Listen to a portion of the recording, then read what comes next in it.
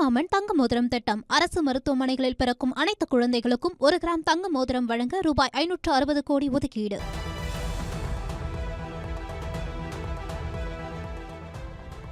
தூத்துக்குடி துப்பாக்கி சூடு வழக்கில் நீதிபதி அருண ஜெகதீசன் ஆணைய பரிந்துரைகள் மீது அரசு எடுத்த நடவடிக்கை என்ன என்ற கேள்வியானது தற்போது எழுந்திருக்கிறது. மேலும் துப்பாக்கி சூடு வழக்கில் அரசுக்கு உத்தரவு ஒன்றும் பிறப்பிக்கப்பட்டிருக்கிறது. சற்று முன் கிடைத்த முக்கிய செய்தியாக பார்த்து வருகிறோம். தமிழக அரசு தரப்பில் ஒரு வாரத்தில் அறிக்கை தாக்கல் செய்ய உயர்நீதிமன்ற மதுரை அமர்வு ஒரு உத்தரவு ஒன்றை பிறப்பித்திருக்கிறது.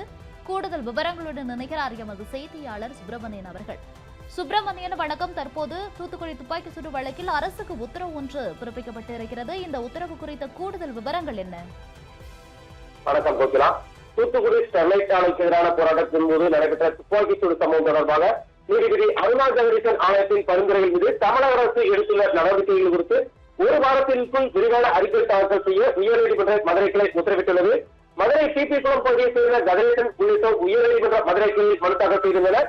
அதில் ஸ்டெர்லைட் காப்பர் நிலையத்தை நிரந்தரமாக மூட கோரி போராட்டம் நடத்திய பொதுமக்கள் மீது சீருடை அணியாத துப்பாக்கி சூடு வீரர்களை பயன்படுத்தி காவல்துறை நிலையான நடைமுறைகளை பின்பற்றாமல் துப்பாக்கி சூடு நடத்தப்பட்டதாகவும் இதற்கு பொறுப்பானவர்கள் மீது குற்றவியல் வழக்கு பதிவு செய்ய உத்தரவிட வேண்டும் என்றும் கோரிக்கை விடுக்கப்பட்டிருந்தது.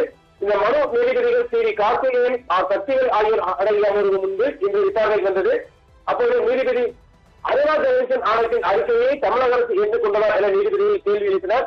அதற்கு அரசு தரப்பில் ஆணையத்தின் பரிந்துரையில் பகுதியளவில் ஏற்றுக்கொள்ளப்பட்டதாகவும் அறிக்கை தொடர்பாக அமைச்சரவையில் விவாதிக்கப்பட்டுள்ளதாகவும் தெரிவிக்கப்பட்டுள்ளது. மேலும் சம்பந்தப்பட்ட அதிகாரிகள் மீது துறை ரீதியாக நடவடிக்கை எடுப்பது உள்ளிட்ட ஆணையத்தின் பரிந்துரைகள் பரிசீலனையில் இருப்பதாகவும் அரசு தரப்பில் தெரிவிக்கப்பட்டது. இதற்கு துப்பாக்கி சூடு சம்பவத்தில் பாதிக்கப்பட்டவர்களுக்கு 30 லட்சம் ரூபாய் இழப்பீடு மட்டுமே வழங்கப்பட்டதா என நீதிபதிகள் கேள்வி எழுப்பியுள்ளனர். மேலும் அருணா ஜெகதீசன் ஆணையத்தின் பரிந்துரைகள் மீது அரசு எந்த அளவிற்கு நடவடிக்கை எடுத்துள்ளது என்பதை நீதிபதிகள் கேட்டிருந்தனர்.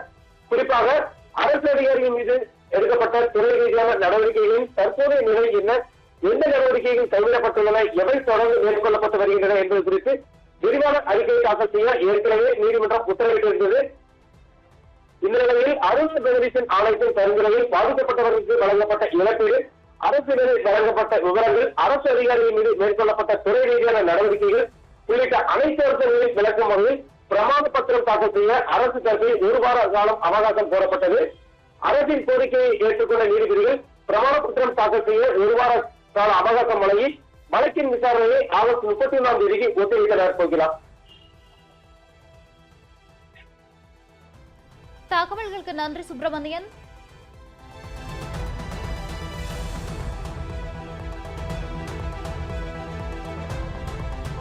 தாய்மாமன் தங்க மோதிரம் திட்டம். அரசு மருத்துவமனைகளில் பிறக்கும் அனைத்து குழந்தைகளுக்கும் 1 கிராம் தங்க மோதிரம் வழங்க ரூபாய் 560 கோடி ஒதுக்கீடு.